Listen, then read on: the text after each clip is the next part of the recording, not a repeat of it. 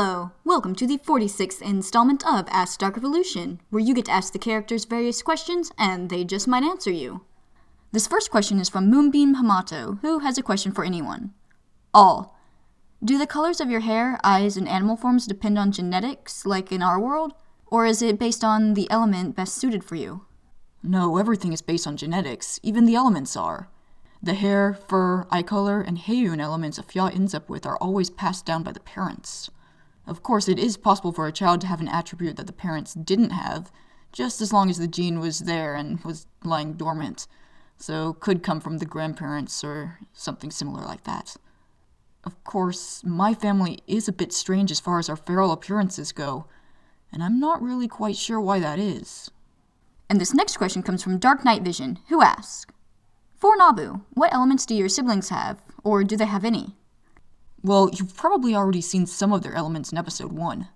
Maon's bias element is fire, but he can also use light, metal, sand, and rock. Raju's bias is wind, but he can also control the storm element. And then Katok's bias is light, and her other elements are water and sand.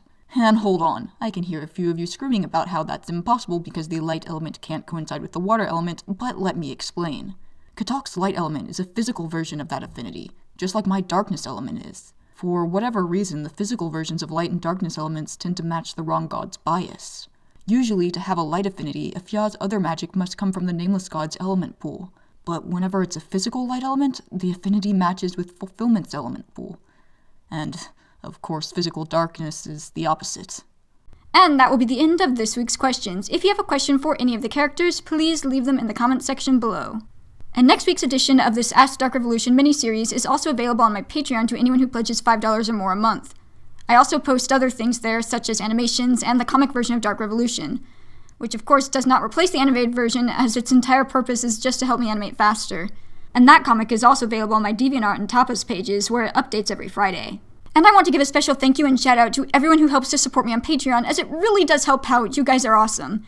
Anyway, please remember to like, comment, subscribe, and click that little bell icon if you want to get a notification of whenever I upload a new video. Anyway, thanks again, and I will see you in the next video.